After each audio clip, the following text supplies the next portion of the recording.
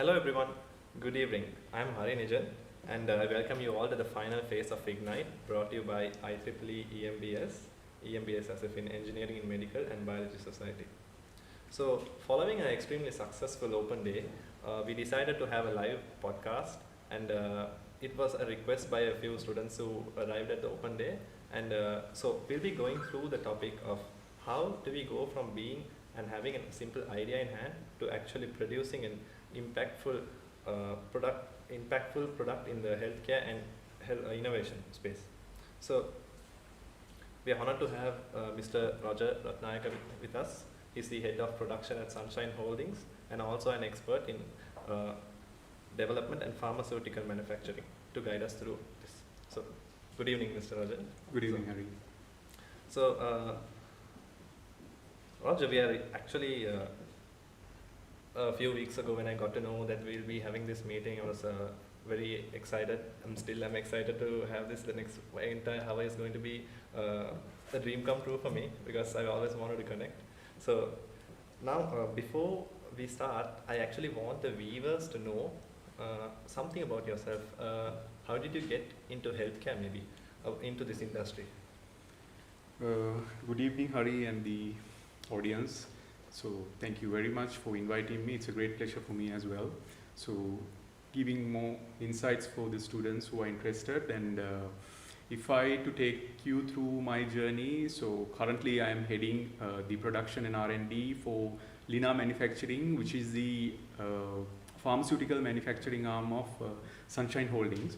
So it's a local manufacturer where we manufacture the respiratory related products like MDI inhalers, metered dose inhalers, and DPI capsules, devices, tablets, nasal spray, creams. So those are the key 6 lines that we have at the moment. So we cater the local market for the government sector as well as private market, and we cater for large pharmaceutical organizations as a CDMO, which is a contract manufacturer. So that is where we position ourselves in the market.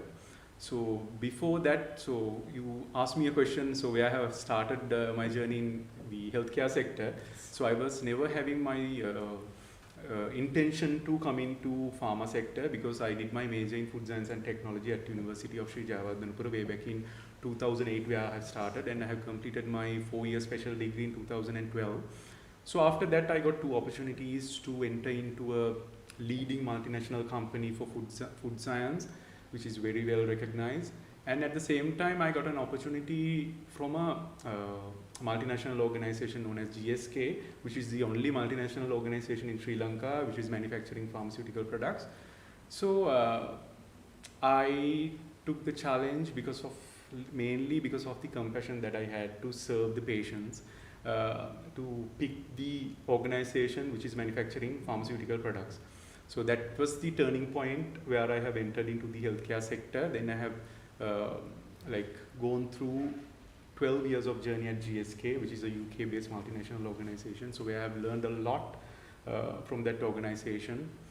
And then 12 years I was into different verticals, manufacturing, I was into operational excellence, I was into projects and quality assurance, EHS, environment, health and safety, sustainability. So it's a good learning journey working for a manufacturing organization, especially a pharma manufacturing organization, where you get more opportunity to work in different verticals rather than you grow up in the same vertical, in the same ladder. So you get a lot of horizontal movements in your career journey, so you get more exposure into different areas.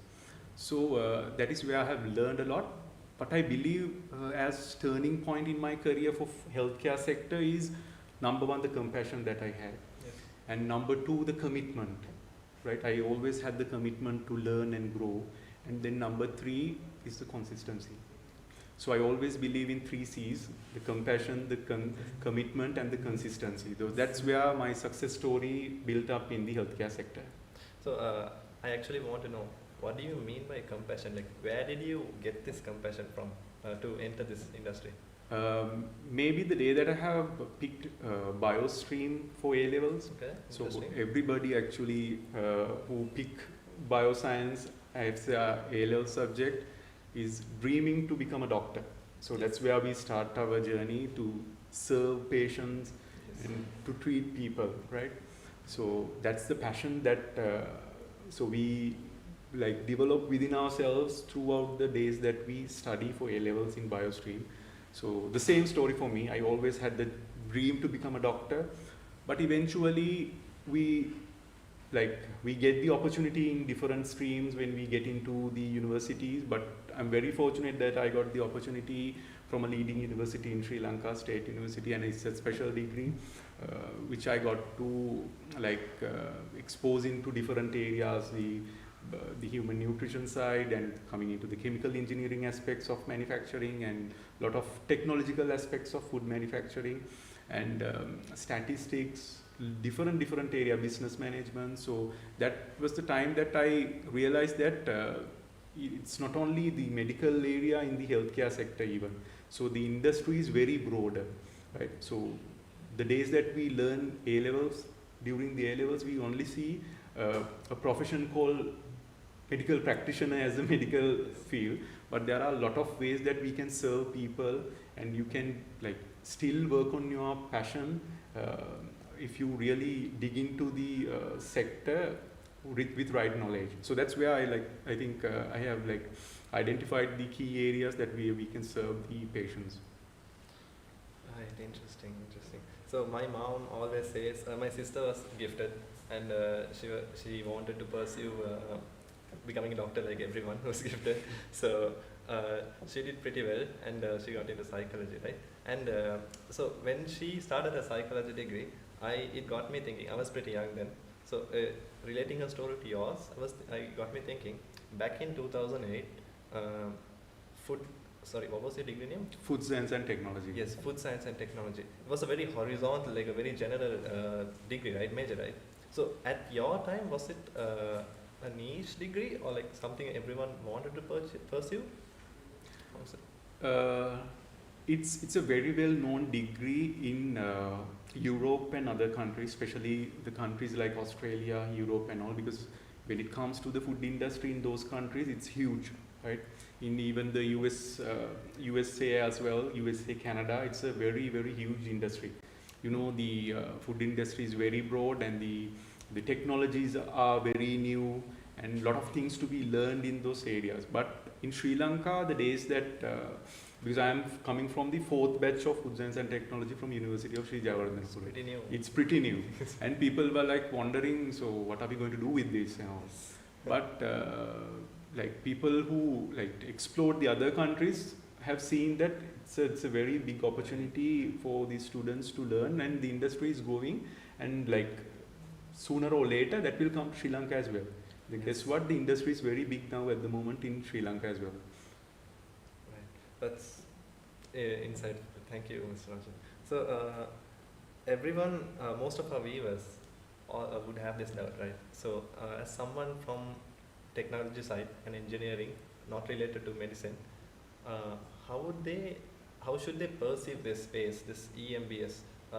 So I often have my colleagues from other clubs and my friends ask me, why establish medicine in this university? IIT is known for technology. They've produced many successful corporate leaders, right?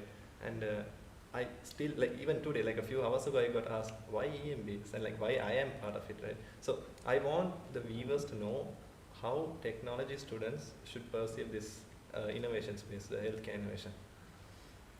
Well, it's like this.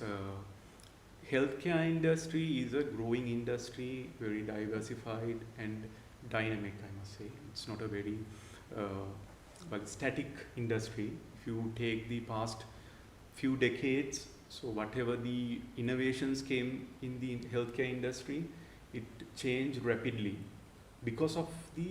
only because of the technological advancements, right? So the core function of the healthcare industry is to do the innovation of new products and then the commercialization. But getting into the other support functions like maybe computer science, maybe data, maybe other technologies, automation and all.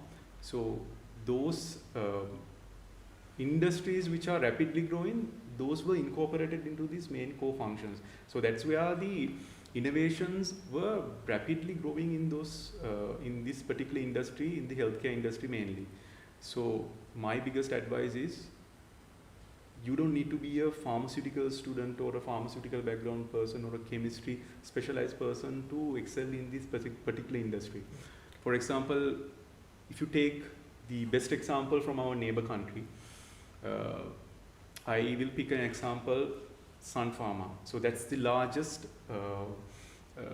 generic manufacturing organization in India, so which is like catering for the US market, right? So their biggest customer is US market. So they are owning the highest number of US FDA approved manufacturing facilities,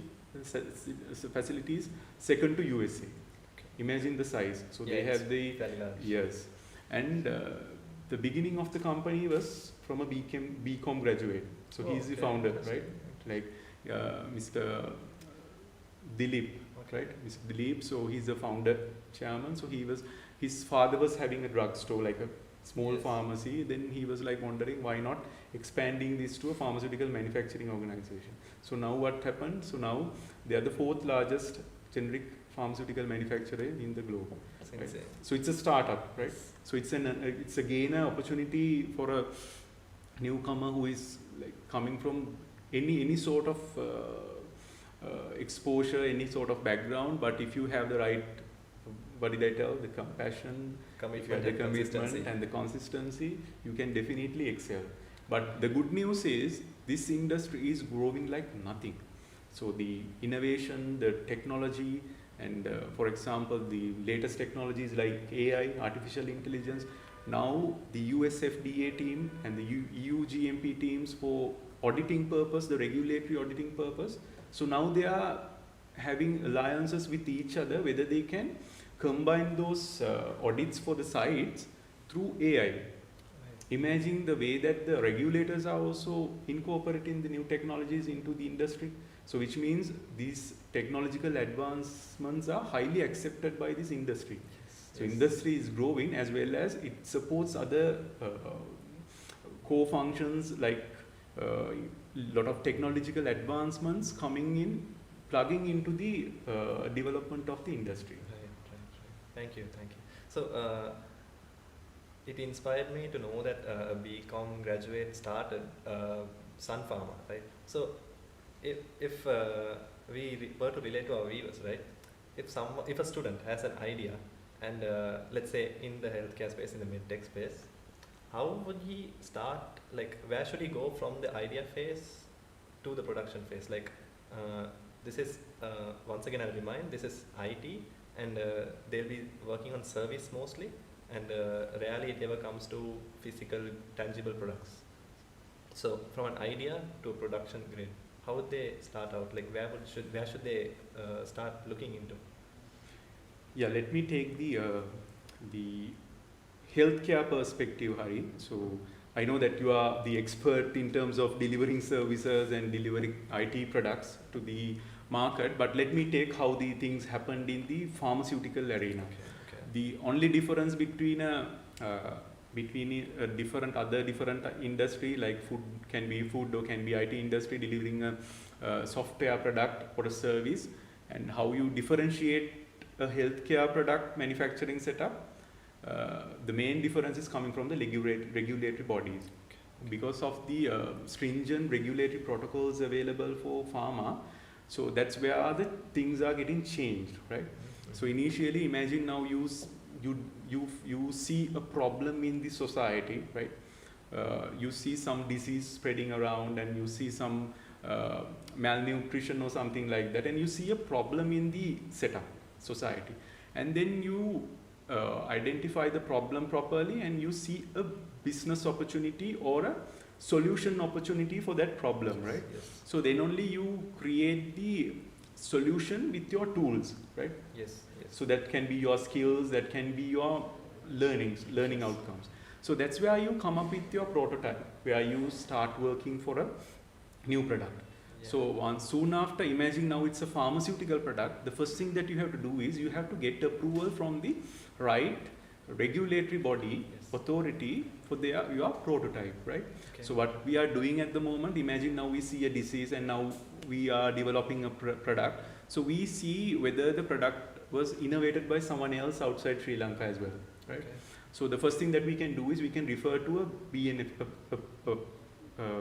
a document called BNF, right? Okay. Right? British National Formulary, and you see the some formulations are already available and some are like patented products now. So they have published the papers. So now you can see the formulation is available. And then coming into other documents like British Pharmacopoeia, if it is US Pharmacopoeia. So those documents helps you to see what products are available at the moment with right formulations. And then you come up with your idea and you submit your formulation for the regulatory authority for formulation approval. That's the initial point that you get the endorsement from the regulatory body. Okay, this formulation is fine to go ahead with.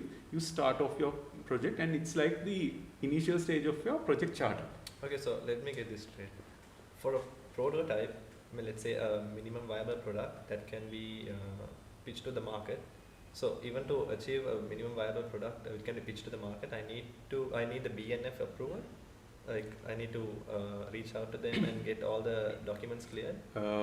If it is like countries like Sri Lanka, if it is a product which is in BNF, it is easy for you to get the formulation approval, which is like endorsed from a standard regulatory body in a reputed country. Okay. Right? If it is BNF, if it is available in BNF, it is easy for you to get the approval from the regulatory body. If not, still there's a possibility, but you need to submit more documents, lot of clinical trials, whether this works with the patients and all. So you have to like carry out a lot of other studies like clinical trials, whether you need to see any in vitro studies, which we say we test the molecule in laboratory setup whether it works well. And at the same time, you have to do in vivo test, which we incorporate that into an animal and see whether it's working. Okay. Right? And then like beyond that, we have to do clinical trials for human clinical trials as well, whether that molecule works or not. So if it is not available in BNF, a lot of other prerequisites that you need to follow, and that's where you get the formulation approval from the regulatory body. Right. And after that only you start your project, and then you have to do a lot of other activities like product development at the laboratory scale, and then you have to do the pilot scale batches, and after that you have to submit a dossier for the regulatory body to get the product license. Which is like a license, it's like a driving license. So once we get that from the regulatory body only, you can manufacture in the validated manufacturing setup. It's a local regulatory body, right? Yeah, if it is in Sri Lanka, we have to get that approval from the NMRA, which is the local regulatory body for the pharmaceutical products. Right. So how does so all of this are for tangible products, right? Yes. So if let's take an example, something like a speech therapy app, which let's say the users have to pay to get the premium subscription, or maybe even to achieve the basic features. So for an application like that, would they have to go through all these like documentations and like regulations and the body? They have to go via all the documents through the bodies. Is it like very is it even viable for like a software solution, like a service solution? How does that work? At the moment, so what we comply at the moment is the NMRA Act 5, which is like coming from 2015. So there's an act like established by the government under NMRA. So under that, that does not cover the services area at the moment. Okay. So I'm not sure what exactly the level that you are like talking about the app that you have discussed. But at the moment, we don't see much like procedures available for the approvals for such tools, right? Okay. So what we see at the moment is for pharmaceutical products, and then the devices, the medical devices that we use for diagnostic purpose or any treatment purposes. Okay, so how about this? Let's take another example. Maybe an application that guides you based on what first aid you need to take. Like, let's say you got into an accident, maybe even a small one, like a bike crash, and as a mother, you would have to know, as a father, you would have to know what you need to do to attain, how to attain first aid, right? And let's say there's this application that's going to advise you which medicine you have to take, or maybe what kind of drugs that they would have to use, basically. So for an application like that, would they still need like a lot of regulations covered, established? Like how does that work? So in that case, so the mention, the example that I have mentioned is mainly for the pharmaceutical manufacturing setup. So here what you are talking about, delivering or suggesting a pharmaceutical product for a disease or can be a first aid, right? So in that case, a lot of ethical areas that needs to be covered, because that can be like the algorithm that you can provide, and you can pick the answers through an algorithm likewise, right? But at the moment, because of the ethical considerations and all, such things are not fully authorized at the moment, right? But I'm not sure whether we have sophisticated standards available to govern and restrict those things. But basically, giving the medical advice needed to be come through general practitioner or a consultant.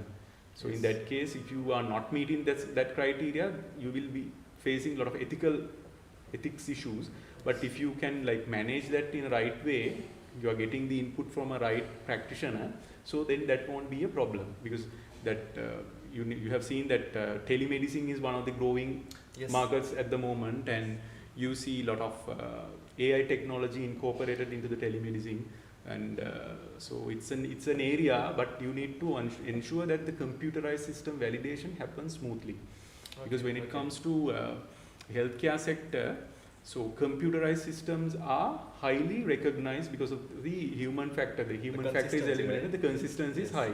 But the thing is, so there are particular standards available in coming into US FDA and coming into EU GMP likewise. So there are certain specialized standards available how you do a validation for a computerized system that you take for healthcare sector, which will directly impact for the patient. So there are certain criteria that you need to comply with. You need to validate your computerized system in a way that it is complied with all the required regulatory standards. So as long as you have, let's say, a doctor or maybe a famous government servant, a doctor, if he's backing our application, or if we get our sources straight from the government body or from a government servant, would that be enough to convince that the ethical issues have been dealt with, and we aren't just providing recommendations based on what we know? And we could also say, so if we have a set algorithm that would be it would choose, if this is the issue, you're going to recommend this. But when it's AI, it's going to have a few 99.7 to 99.9%, right? There could be a consistency issue. However, through time, it's going to be abolished. And what I need to know is, as long as you have someone backing up your product, would that be enough? Well, I'm not the right person to answer that question, but it's very ambitious to see a product like that, because I also would like to see a product like that coming in near future. Right. But the best way to get the advice is through the regulatory body. So what you have to do, if you identify such product, so if you are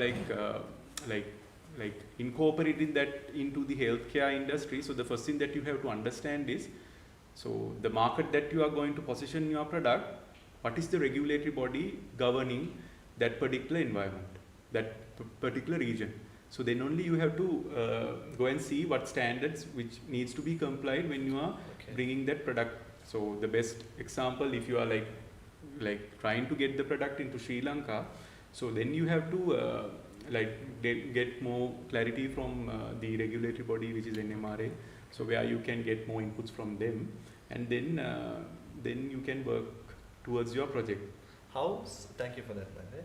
How, I have a doubt now, how supportive or responsive is this NMRA body? Do they respond to students who have doubts? Do they have any schemes that support university level projects? Do they support startups of that sort? Well, so like imagine the place that I work at the moment. So what we do is we develop our own formulations, and then we submit our formulations for approval. So there are certain timelines, right? So they work towards the timelines. So like during the timelines they submit their response, and whenever it is positive, then we can proceed for the next steps. And if not, they mention what exactly the areas that we need to improve, and they ask for, like, they are providing recommendations, and they ask for additional document submissions, right? So that's how they operate at the moment. But whoever like having an established way of working for a commercial purpose, so then definitely the support is coming from the regulatory body. Okay, interesting. Thank you for that.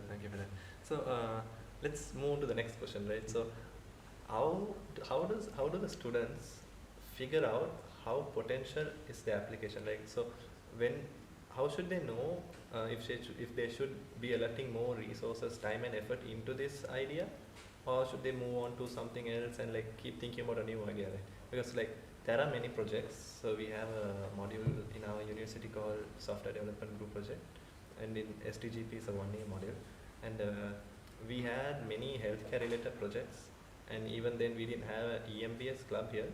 So it got many people thinking, even the mentors, like if you were to, the entire goal of STGP was to push the group project outside to the market, right?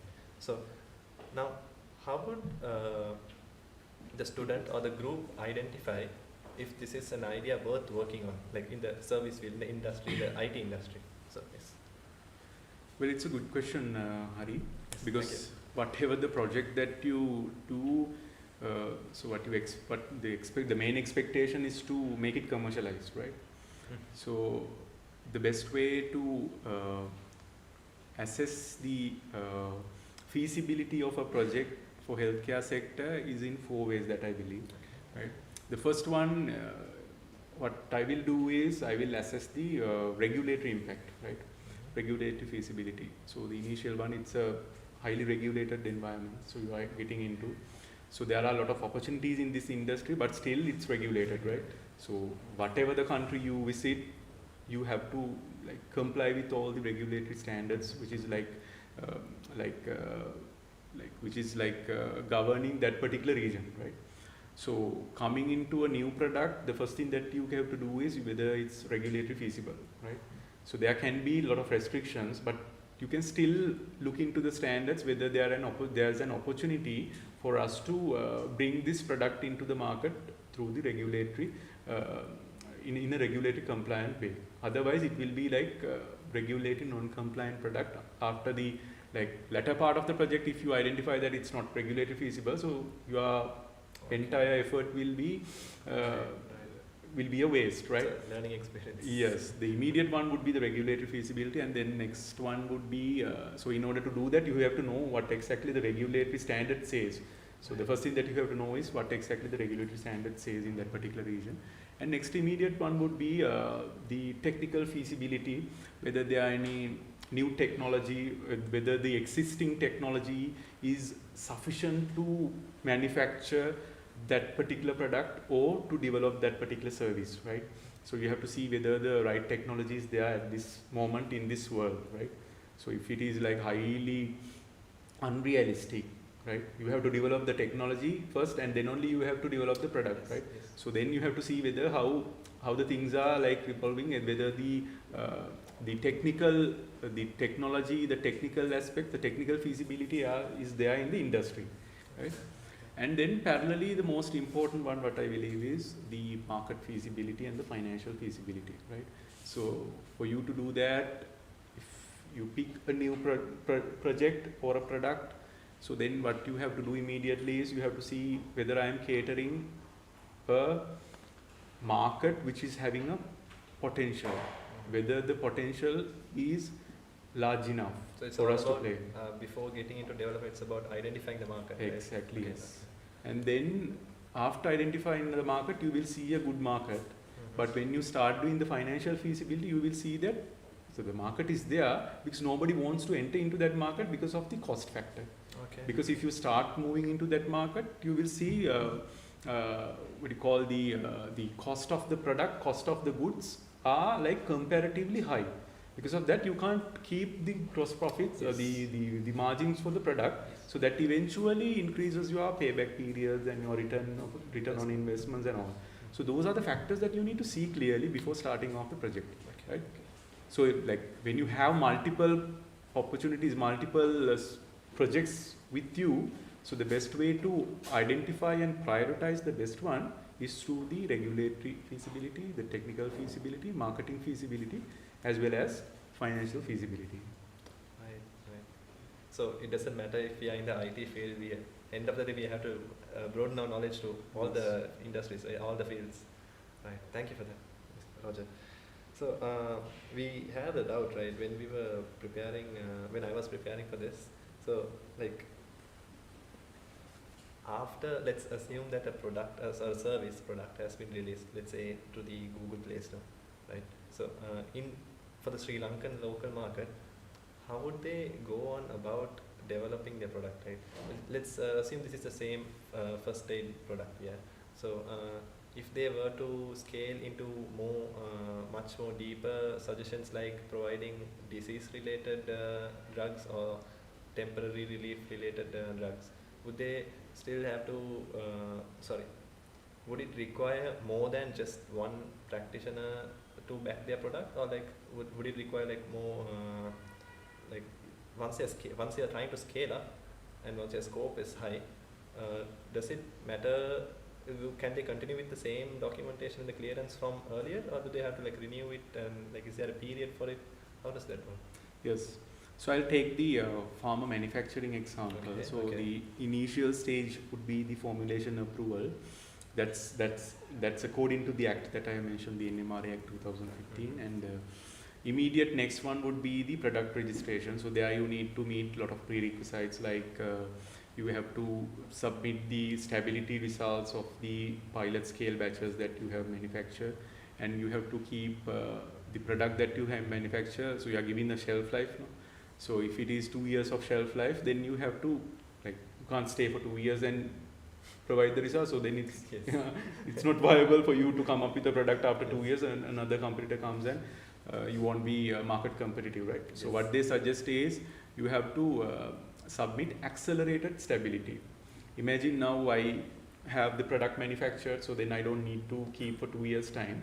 So I can keep in accelerated stability chamber, which is having like not the room condition, right? In room condition it expires in 2 years time, but in extreme conditions within 6 months that we provide the same condition, right? In a specific equipment called stability chamber we can keep our product, and within 6 months time we test whether the results are compliant, right?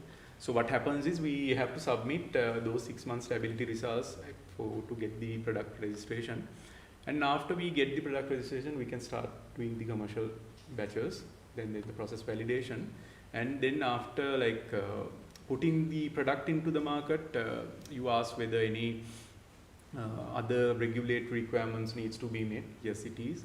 Even for each and every batch, we have to be responsible. We have to have all the records of the batch that we have manufactured, starting from the raw material dispensing, the manufacturing steps, the packing steps, everything has to be documented, and each and every person who was there for each and every unit operation, they have to sign, authorize, and then the final document has to be final documents has to be verified by the quality assurance, the independent team, and the samples needs to be tested from a reputed lab, accredited lab, which can be in-house or outsourced. But anyhow, if it is in-house, a lot of other protocols needs to be practiced. So we have to test against the finished good specifications, and if it is comply with the finished good specification only, the quality assurance team can release the product to the market.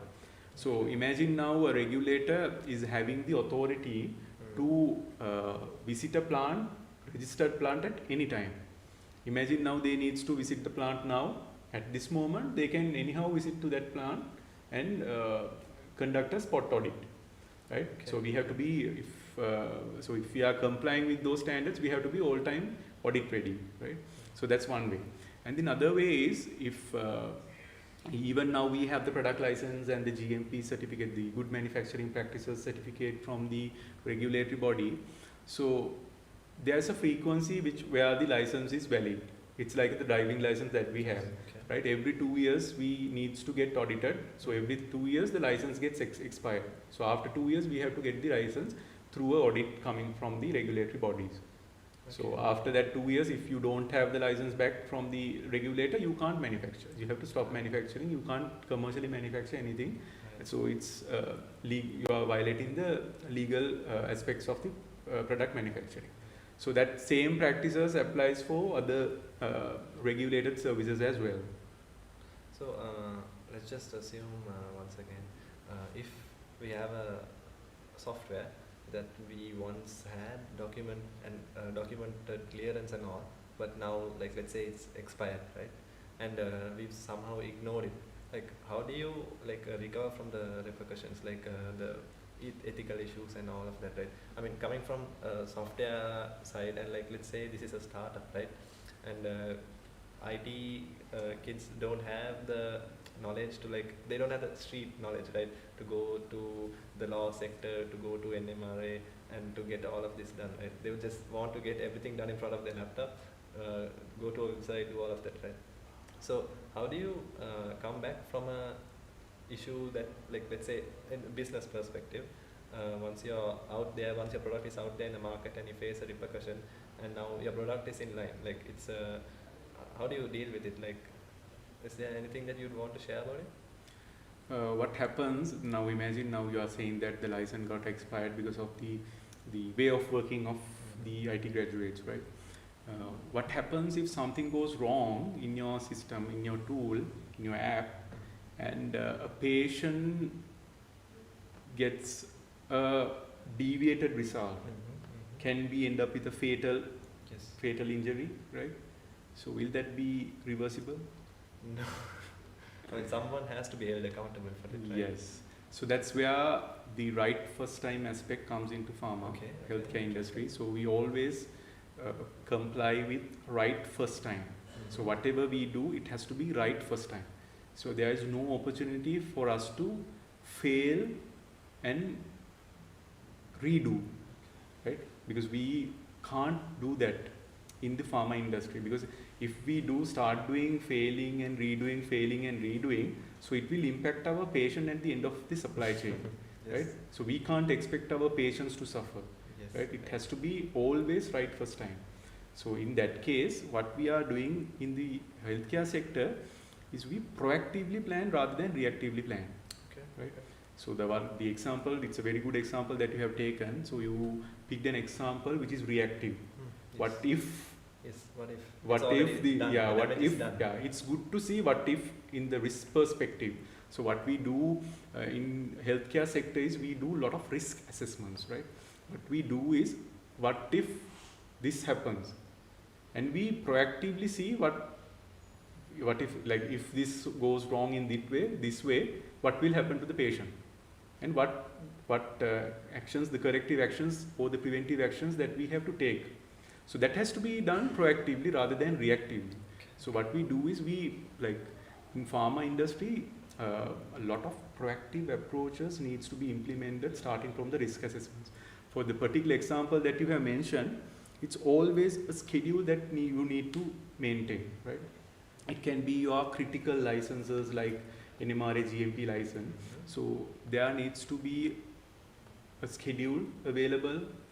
This license needs to be renewed on this particular date, and someone needs to be responsible of overlooking that schedule, as well as someone needs to be responsible to, like, take this forward with the right regulatory team member, right regulatory authority, to obtain the license beforehand. So that's where you need to work proactively rather than like working after it becomes expired. So regardless of if it's an IT product, at the end of the day they need a legal team, right? Is it? Even if it's a one-man team, they have to have all of this sorted out, because if you can't have a reactive approach to this, right? Yes.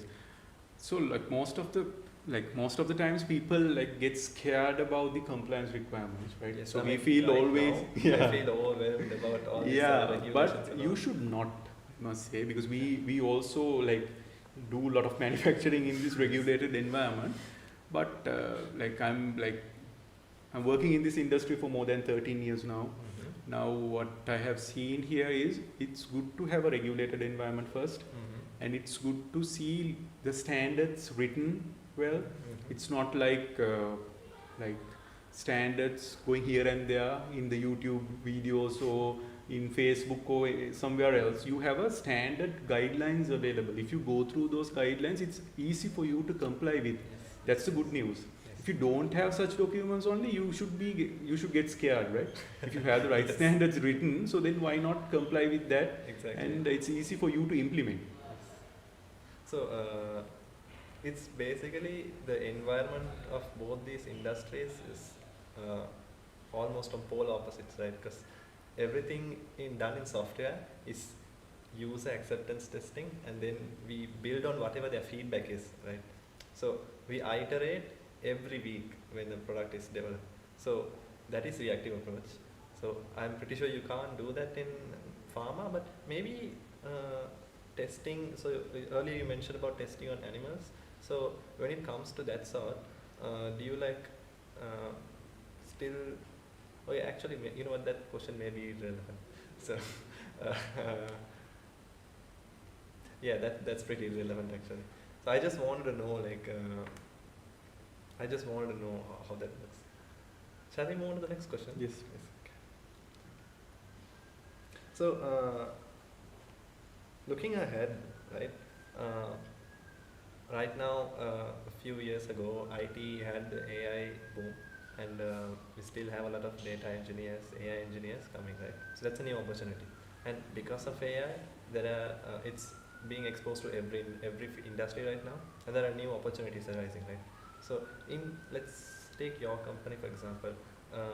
What are the opportunities that an IT graduate can obtain in your place, like working hands-on in the pharmaceutical manufacturing line?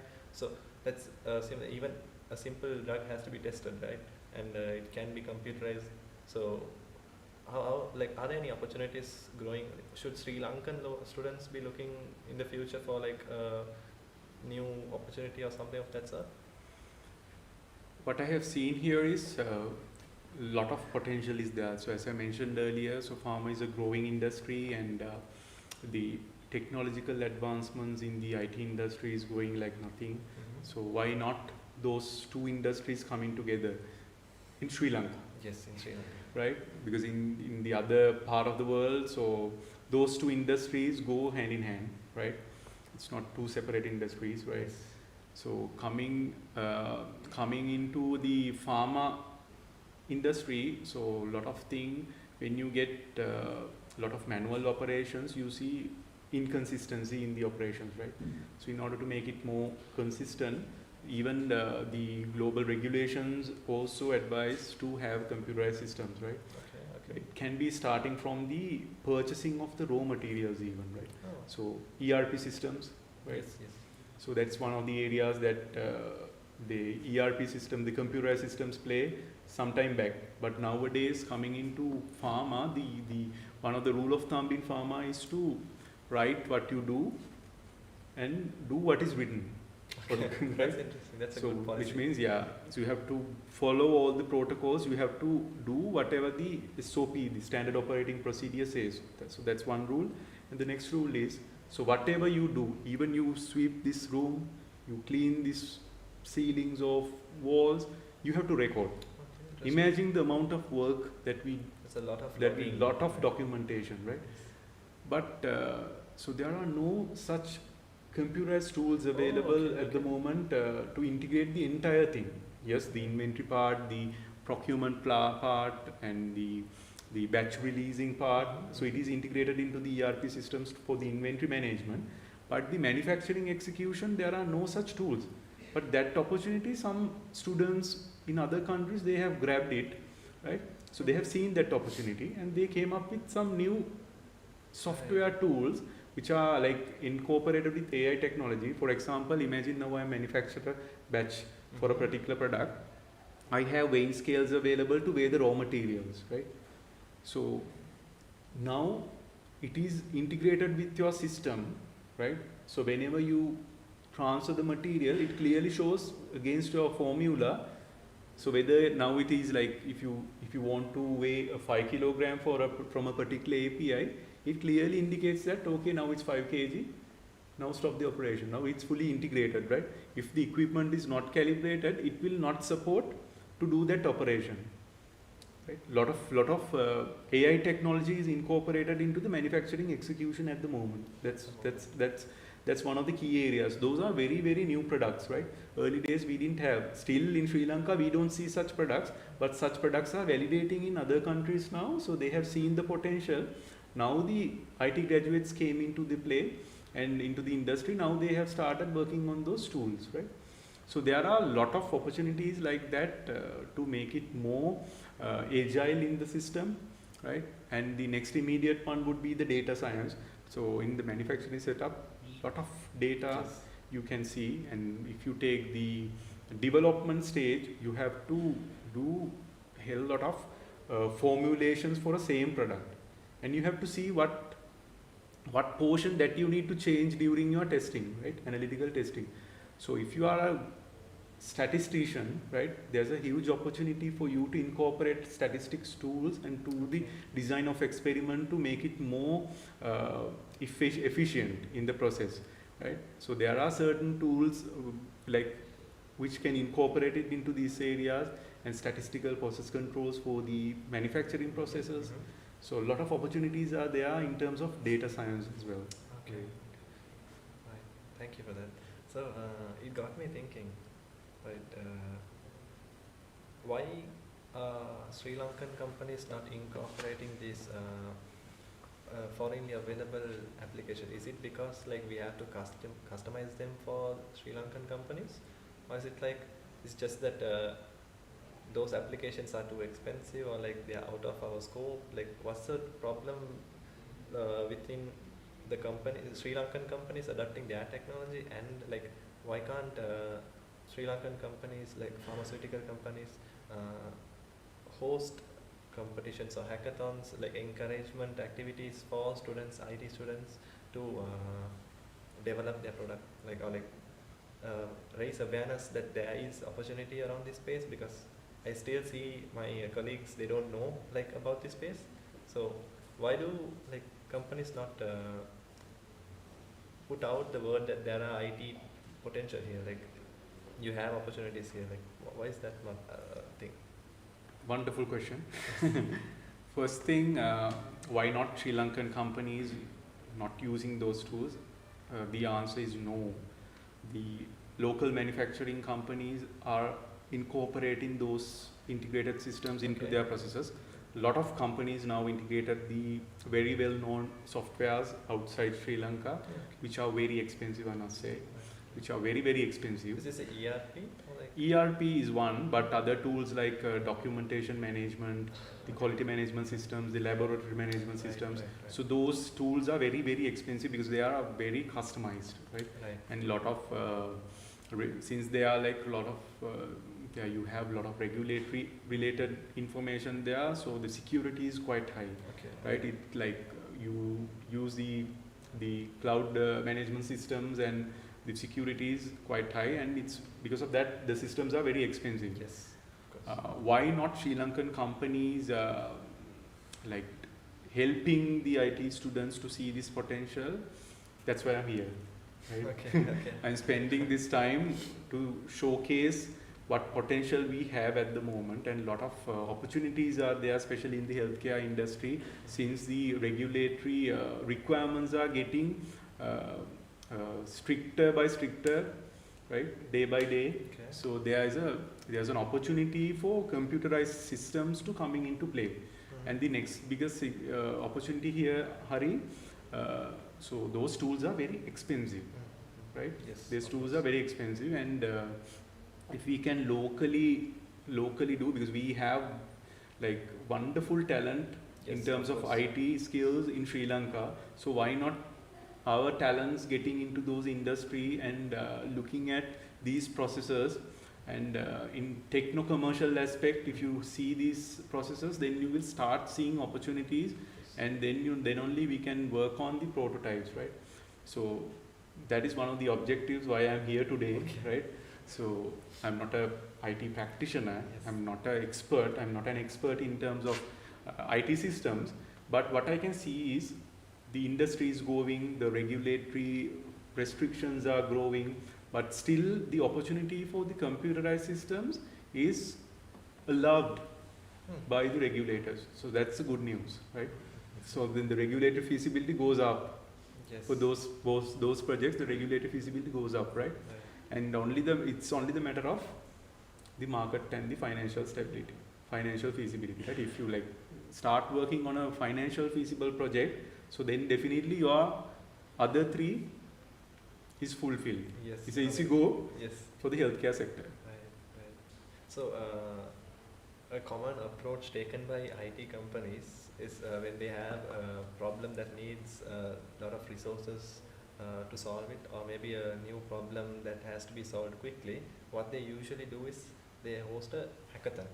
And so these are specialized hackathons. Let's say a company needs to do a travel application for a particular customer. So the entire theme of the hackathon is to produce different kinds of travel related applications, right, to a particular function. So I feel like if MedTech companies take this approach, introduce their problem, and like have because I'm pretty sure, no, I'm not pretty sure, I'm 100% sure that when these kind of competitions are introduced to local government universities and private universities, students will take part. Like, so like I'm sure that you will have to block off the entry limit, because there will be so many students taking part for these kinds of competitions, right? So if the company has a problem, and if they market it as a hackathon and like have students participate for it and provide their ideas, like some sort of incentive for the winners, like the honorable competitors, right? I feel like that's a good approach for both IT and for MedTech industries. What do you think? I totally agree with you, Hari. So one of the initiatives Sunshine has taken is, so we have introduced a program called Sun Internship Program. So where we always look at individuals who are having the expertise in that particular vertical only, right? Only experts. Yes. Okay. Like initially, if it is for marketing, the person, like whoever having the marketing like related knowledge or the academic qualification will get into that internship program, and that person, that graduate or undergraduate start grooming under the management team members. But in the supply chain area, what we have identified was R&D, production, quality assurance, the supply chain, engineering. So those are the key verticals that we have incorporated undergraduates and graduates who are having backgrounds for respective area. But later on we have realized that why not for other adjacent academic qualified individuals. So recently we have started getting IT software engineering related students also coming into our program. So one of the recent examples is we have a computer science graduate working for the production department as an intern. So that's a classic example where he came up with process improvements through data management, through the tools that he has learned during his 3-year program for data science, the Power BI and all. So now he's an expert in terms of pharmaceutical manufacturing, plus he knows what problematic areas that he needs to solve through his tools and competency. So he has done a lot of projects for us during this during his 6 months period. 6 months. 6 months internship program. I was thinking like at least 5 years. Yeah. Okay. It's glad to see such individuals coming, breaking the barriers, right? Coming into a supply chain environment and see the potential, what exactly that they can deliver and what exactly they can learn out of the internship program. Right. So thank you for that. Thank you for that, Roger. So I actually have a question popped up now. One moment. Uh, they're asking, could you provide at least one low cost, high impact solution relevant to our field that's not existent or maybe it's not locally available? Anything that you could think of? Lot of things actually, so Okay. I can't quote one particular example, but if you look around, whatever the products that we get imported, right, whatever the product or services that we get imported, so definitely there's an opportunity for us to see in a cost effective way, right? So what we are doing at the moment is the same, right? So when you start manufacturing locally, so a lot of challenges coming in the large players, right? For example, a manufacturer from US will be exporting across the globe, Yes. right? So the number of units that they produce will be like extremely high compared to the number of units that we produce. So then the economies of scale is playing a bigger role in terms of product costs. But still we see an opportunity, but when you like start looking at your processes in an efficient way, you will start seeing the lot of opportunities in your processes, right? So then only you can be more competitive in terms of your product cost or service cost. So that's where you can play in terms of the industry. But it's always like better to see the environment first, but better to see the market potential first, and then the product costing, right?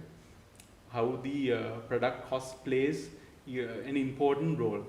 So then only you will start seeing that the cost effective products or services. So there are natural barriers for us, right? Like we don't, when you say analyze the market and look into the costs and solutions, right? It's actually pretty hard, I would say, because we honestly have no exposure on this field, and like any average student wouldn't have any, even if they wanted to enter this space, they wouldn't know where to begin with, right?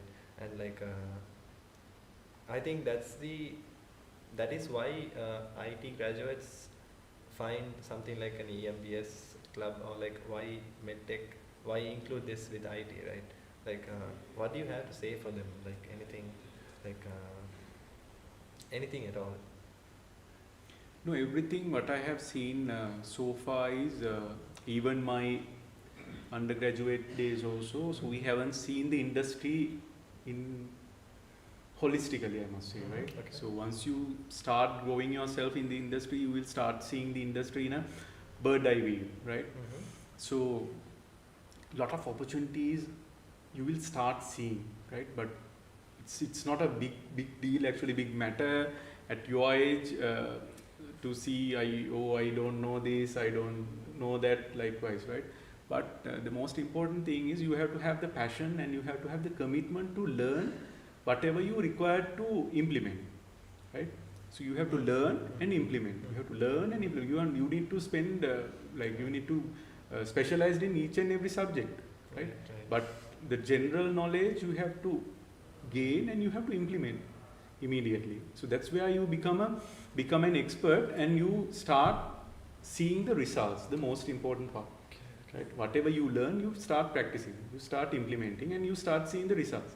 So in that way, so world is a place that you can easily seek for knowledge at the moment, right? Mm-hmm. And experts are there around you, right?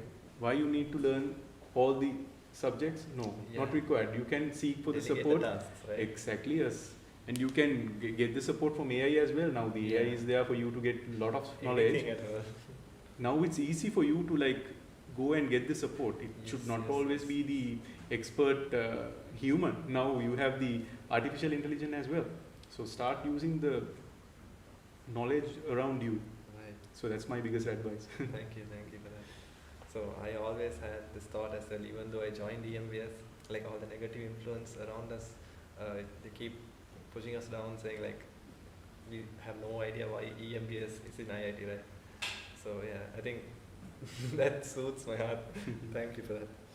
So one last question, Mr. Roger. Is there any current internship opportunities, not expert level opportunities, internship opportunities at healthcare innovation for like diploma or final year graduates that they can seek for, like entry level positions, that is? In local manufacturing setup, to be honest, I don't see much standard internship opportunities available like in other industries, right? But still the opportunity is there, so it needs to be like coming from the individuals as well, right? For example, the internship that I have taken from the industry during my undergraduate program, so I have applied by myself, Okay. right, for that particular organization. So then I got the opportunity, right? So still the same way, right? So if you are an individual who sees the industry well and you have a sufficient amount of healthcare organizations in Sri Lanka, so definitely the opportunity is there, although it is not published, right? Published, but still you have the opportunity to go and talk to them and get the opportunities, right? So one good example that I have quoted you, the Sun internship program that we have incorporated a computer science student working for us in the technically sound manufacturing setup, and why not outside Sri Lanka as well for internship opportunities, right? So it's a global village now, right? So a lot of network is there, and we see the health industry in the neighbor countries growing rapidly, and a lot of opportunities are there in India, Bangladesh, like countries, right? The neighbor countries, and why not the APAC countries like Singapore, Malaysia, like countries. So still you have the opportunity as IT graduates to explore the possibilities for those companies, whether they have online internship opportunities, any opportunities there for the graduates here from IT industry especially, to get opportunity in the healthcare sector. So lot of opportunities that I have seen in outside Sri Lanka as well. So those two, I think, give you a lot of openings. So someone can explore this initially, and if you nail it, definitely the opportunities will come continuously. Could you recommend at least one platform where students can look for these opportunities abroad, remote working opportunities? LinkedIn would be one of the good examples, right? LinkedIn jobs also shows a lot of internship opportunities that you can like look into. And if you start looking at organizations in their web portals also, you see internship opportunities. Likewise, it's clearly available. So I think LinkedIn is a good platform for the students to initiate. Right. So everyone has to maintain a proper portfolio and a proper brand image in LinkedIn. Exactly, right? yes. Okay. It's always better to have a good LinkedIn profile appearance in LinkedIn and to explore more opportunities through LinkedIn. Well, I think that's pretty much it. Thank you, Mr. Roger. You're welcome.